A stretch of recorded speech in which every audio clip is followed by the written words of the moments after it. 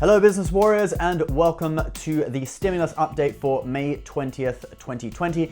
So there's a lot of talk and speculation about what is going to be in a possible stimulus package and stimulus check for individuals. Now in this video we are going to go through some of everything we have confirmed that could possibly be in it, including a new proposal from 4 senators, both Democrat and Republican, for a $4,000 stimulus payment in the form of a tax credit for education. We're going to have some sound bites and quotes from the Treasury and various senators from a meeting yesterday, a little bit later in the video. We're also going to be looking at a payroll tax cut, which is one of the other proposed stimulus methods, looking at whether that is a good deal or not. And then also the House is going to vote next week on changes to the Paycheck Protection Program, and we'll go through some of the details of that later in the video as well. So first, we have this new bipartisan proposal for skills training, proposed by Democratic Senators Amy Klobuchar and Cory Booker, with Republican Senators Sasse and Tim Scott.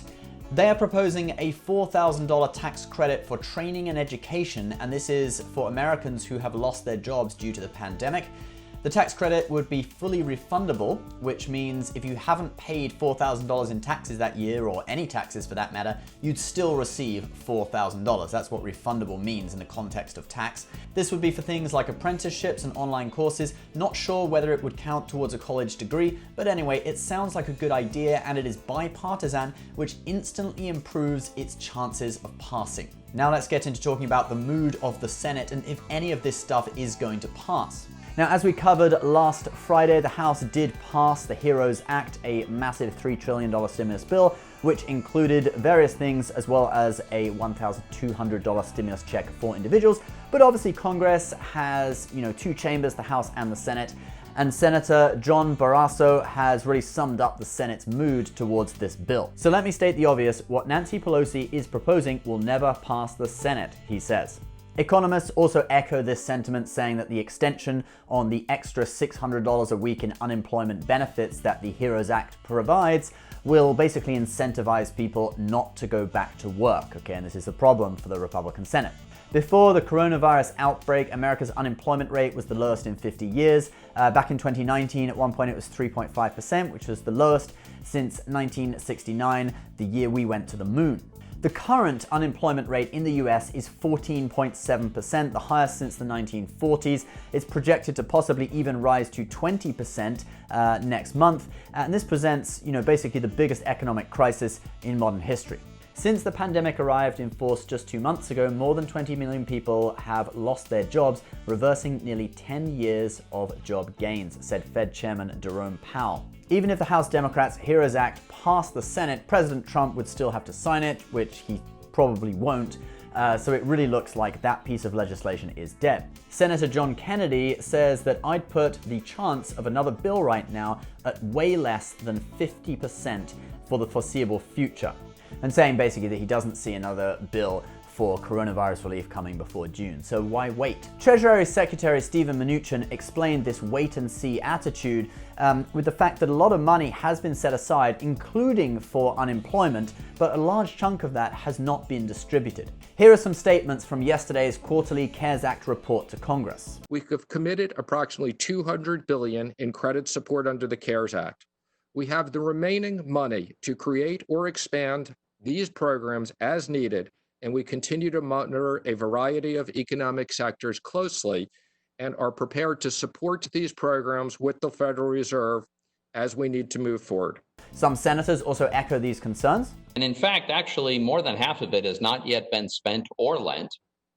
So I think you can make a pretty strong case that before we rush out and do another spending bill, we actually let some of this stuff go to work and understand the consequences of what we've already done. The lockdown was obviously put in place to stop the spread of the virus, but obviously if it continues for too long, that lockdown in itself would have serious effects. Some businesses will fail. Some jobs won't be there to go back to if a lockdown and a shutdown continues indefinitely. That's absolutely the case, Mr. Senator. There is the risk of permanent damage. And as I've said before, we're conscious of the health issues, and we want to do this in a balanced and safe way. So the emphasis now really is on opening up, and there are some lending programs that are only just getting started, like the Main Street lending program for small businesses. That money will start to flow in early June, according to Fed Chairman Jerome Powell. I'll put a link to some information about that in the description or in the comments below for those that are interested. Okay, moving on. Let's now talk about a payroll tax cut, which has been proposed and President Trump seems to like. Let's talk about if it's a good or a bad stimulus idea. In the United States, the payroll tax is 15.3%, with 7.65% paid by the employee and the other 7.65% paid by the employer. Basically, you can look at it this way. If a company pays you $100,000 a year, they're actually paying $107,650 to have you working for them, because they're paying an extra 7.65% in tax. Now, if you're self-employed, you have to pay both sides of the tax, so you're actually paying 15.3% yourself, but it's only on 92% of your salary. Now, there is a component of the CARES Act, which was passed earlier this year, which actually does give a payroll tax credit to employers. Basically, you receive a tax credit for up to 50% of $10,000 worth of wages paid out, so that would be a tax credit of $5,000. But this is for employers, not employees. But let's now get into the pros and cons of an actual more standard payroll tax cut. We'll start with the pros. So the first pro is that it would add to your paycheck.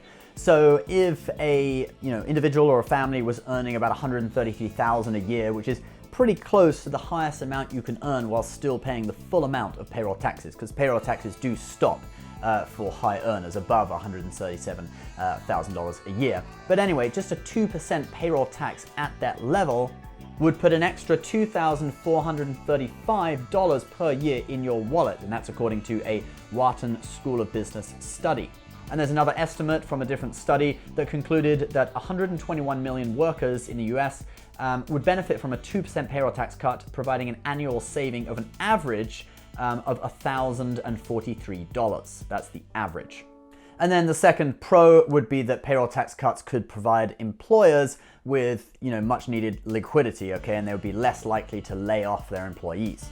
Now let's look at the cons. Payroll taxes produce $914 billion in tax revenue for Social Security, $278 billion for Medicare, and $41 billion for unemployment insurance during the fiscal year of 2019, according to the Congressional Budget Office. So obviously payroll tax cuts would lower the amount of tax revenues for Social Security and Medicare, which could obviously cause cuts to those programs in the future. Number two, the second con is people who don't work, who thus don't pay payroll taxes, they wouldn't benefit from this. Now that may provide an incentive for young people to get back to work, because you're going to be earning, on average $1,000 more each year, okay, that's not going to be taxed. But for old people who have retired already and aren't expected to get back to work, they just get no benefit from this at all. All right, let's move on, guys, and we're now going to talk about changes to the Small Business Association's Paycheck Protection Program, which are going to be voted on. So the House is planning to vote next week on changes to the PPP, Paycheck Protection Program, which is part of the CARES Act to help businesses retain employees throughout the current crisis. Now, these changes would include scrapping of the 75-25 rule, which is basically a rule that states that companies who get these loans have to use 75% of the money to pay payroll costs in order to have the loans forgiven. And these changes would also extend the usage time from 8 weeks to 24 weeks. You'd have a longer amount of time to use the funds. So we'll keep an eye on what's going on with that and whether it passes for those of you who are interested. Guys, if you want updates on all things stimulus, do subscribe to the channel. We'll be updating almost every day. Subscribe to stay informed, and we'll see you next time. Bye-bye.